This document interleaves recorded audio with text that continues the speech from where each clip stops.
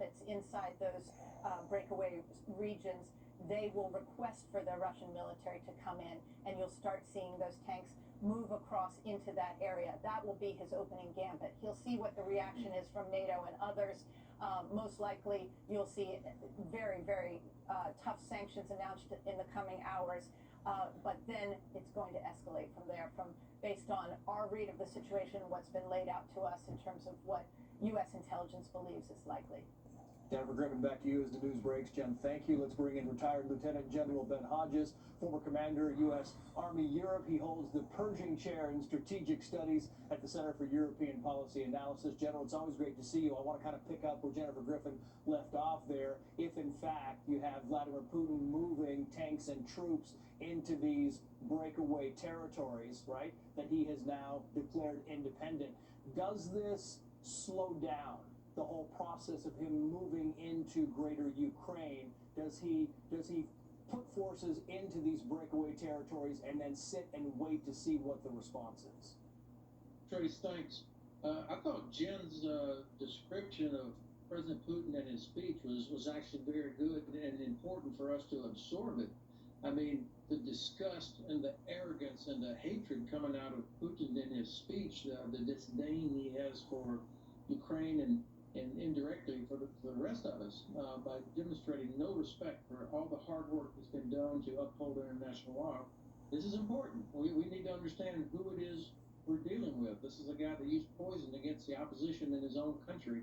And so I completely believe this report about a hit list with Ukrainians that they will be going after.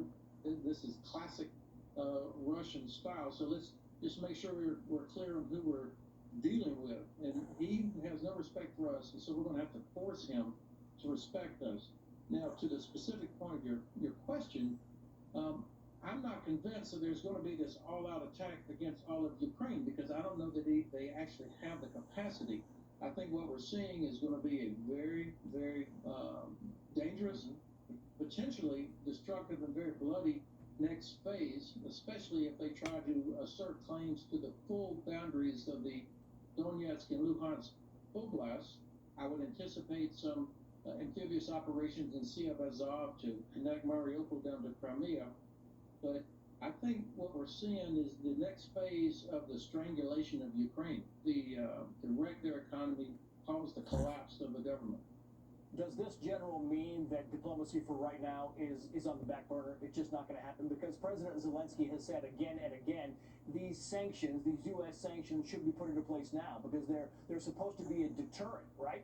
But he says there's no way you can deter Russia after they've already gone in. Do you believe by declaring these breakaway territories independent that the U.S. will immediately implement these sanctions against Russia, and should they? Well, certainly it is time for decisive action. I mean, I don't know what else we've got to wait for before we start doing things that really do, in fact, cause the Kremlin to pause. Sanctions would be a part of it. I'm sure that the White House and our allies have various steps where they can begin to apply that kind of pressure, which I think would be appropriate. I think it would be also very appropriate if we intensify the Berlin airlift of equipment and weapons into Ukraine, that we continue to do that. I think this is a time for Germany, our very important ally, to stand up and say, okay, Nord Stream 2, that we're going to start filling. It's not looking good. Tell me what you think. I don't imagine that they've got much room to maneuver otherwise. Putin's full steam ahead. That point exactly. I've got to go, General, very quickly. You now see some kind of, Germany's already talking about these sanctions, and maybe there's some doubt there.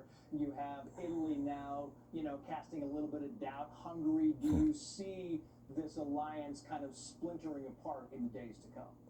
No, I was in Munich this past weekend for the Munich Security Conference. I have not seen us this unified and this serious and focused in a very long time. General Hodges, thank you for coming on, sir. We appreciate it. Thank you, Chris. Well, our breaking coverage continues with new reaction from Ukraine and General Keith Kellogg next.